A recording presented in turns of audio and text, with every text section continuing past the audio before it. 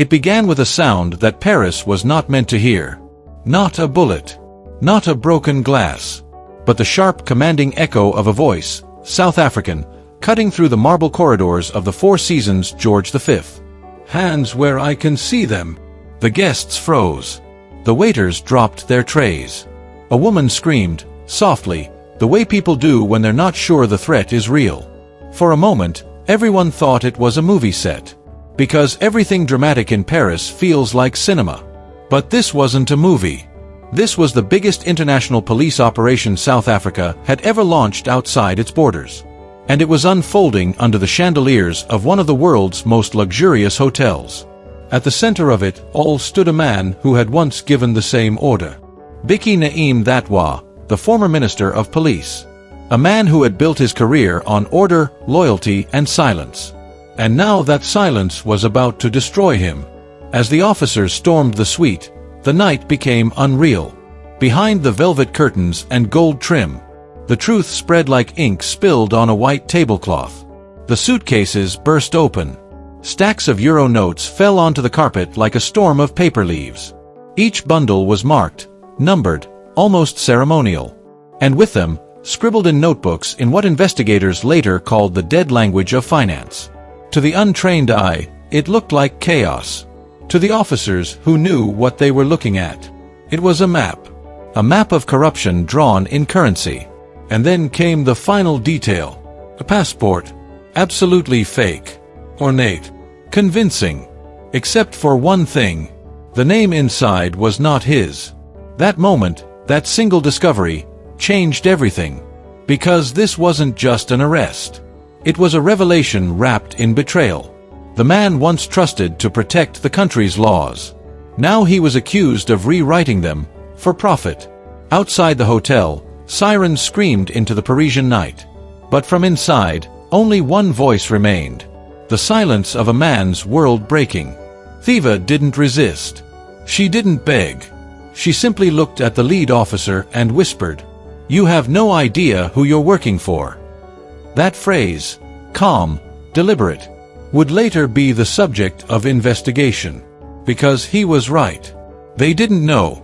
Not yet. But in the hours to come, as evidence unfolded and phone calls crossed continents, they would learn that this operation was not just about stolen money or hidden accounts. It was about power itself. And the unseen hands that shape nations from hotel rooms far from the eyes of justice. That night in Paris did not end with handcuffs or press conferences. It ended in silence. The kind of silence that precedes explosions. Because somewhere between those suitcases of cash and that fake passport was a secret that could unravel not just one man's career, but the foundation of South Africa's political system. And that was just the beginning. No one expected the betrayal to come from within the walls of the SAPS itself. The raids in Paris, bold, surgical, and silent, were not ordered by France. Not by Interpol. It was homegrown. Someone within South Africa's police command had quietly authorized the hit. No paperwork, no cabinet approval. Just a whispered order and a green light. That was the moment everything changed. This was no longer about one man's corruption. It was about an infection spreading through the system that was meant to fight it. Because when lawyers start hunting their own prey, justice is no longer the goal. This is power. When corruption crosses oceans, truth becomes currency. So who controls the story? The press? The courts? Or the men sipping espresso in Paris, rewriting the headlines before they even hit print? Inside this sleepy hotel suite, investigators found something surreal. Suitcases full of euros. Receipts written in code. It seemed like the country's budget was stuffed with goods, one officer whispered. The money was not random. Each bundle traced back to tenders back home, silent payments dressed up as contracts. This was no longer just greed. This was a global business, the kind that never leaves fingerprints. For years, whispers about Mthethwa's offshore accounts had spread like smoke in Pretoria. Impossible to catch, easy to deny. The stories were buried. The files disappeared. The reporters fell silent. But in Paris, the smoke turned to fire. A hybrid task force, part SAPS, part Interpol, had been brought in under false names, their mission hidden even from the cabinet. This is not standard procedure. This is panic. As they raided his suite, Mthethwa did not flinch. He looked up from his chair, calm, almost happy. "Who sent you?" he asked. No one answered. He laughed, slowly, coldly, knowingly. Eyewitnesses said it wasn't the laugh of fear. It was the voice of a man who had already accepted his fate. He knew it was bigger than that, and that somewhere, someone was already rewriting the next chapter.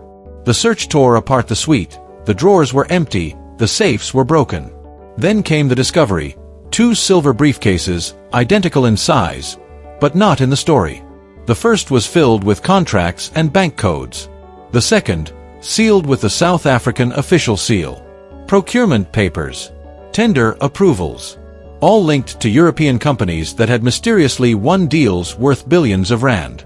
But the ink was still fresh. Very fresh. These were not traces of his past corruption. These were evidence of something alive, ongoing, and bigger than a fallen minister. Which meant only one thing.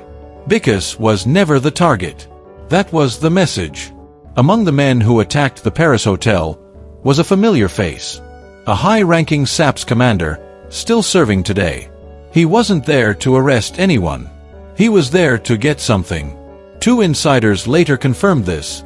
He had a job. Remove a specific drive before Interpol could track it down. That moment turned the story upside down. Because if none of them had come to expose corruption, but to bury it, then it wasn't an operation. It was disguised as justice. Within hours, chaos was breaking out in the 2 capitals. Encrypted calls between Pretoria and Paris. An urgent cable from the South African embassy. Containment required. But this wasn't the security they were in. That was true. The French wanted transparency. Pretoria stalled. For 48 hours, every newsroom in South Africa was silent. Reporters later confessed they were told, "Stand down." Not yet. But truth has a pulse of its own. And it was already beating. By the 3rd day, cracks appeared. A blurry passport photo. A leaked receipt. And a voice note, someone whispering, "They found another case." The silence turned to a storm. Someone inside the task force had chosen exposure over obedience. And at that moment, the secret Paris raid turned into a wildfire, burning through every attempt to cover it up. The alliance shattered. Interpol demanded charges. Pretoria demanded an internal review. A French officer put it bluntly. That means, hide the files, rewrite the story. Then came the leaked memo, proof that the evidence was missing. The illusion of cooperation was shattered overnight. Now there were 2 sides. Those chasing the truth, and those afraid of where it might lead. A few days later, investigators cracked open Mthethwa's phone. At first, harmless messages about flowers, deliveries, invoices. But the encryption told a deeper story. Those flowers were transfers of millions of euros. To Zurich, Dubai, Johannesburg. This was not poetry. These were the very threads of corruption. Dressed in polite language, masquerading as business as usual. Then came the twist no one saw coming. A retired intelligence analyst stepped forward, off the record. He claimed this was no random raid. This was the second phase of a secret audit. Project Lumineer. Its goal, to uncover money hidden between state-linked companies and European fronts. And Mthethwa's trip to Paris? This was not the beginning of corruption. This was the end of his trail. The final link connecting power, politics, and the theft of billions. The seized documents were scheduled to be taken to Pretoria. They never arrived. The trail ended at Charles de Gaulle Airport. And then, nothing. No receipts. No references. No sign. Someone had erased the evidence mid-flight. To the public, it was a scandal. To insiders, it was containment. Because when a paper trail disappears, someone, somewhere, simply bought silence. As the dust settled, a single question haunted intelligence circles. Was the Paris attack ever about Mthethwa? Or was it a smokescreen for something much darker going on at home? Because if a police officer had been inside that hotel to destroy the evidence. So what truth was being buried in South Africa that night? Some say Paris was a distraction. Others believe it was a warning. But one fact remains unshakable. The night South Africa's justice system fell victim to corruption abroad, it looked in the mirror and saw itself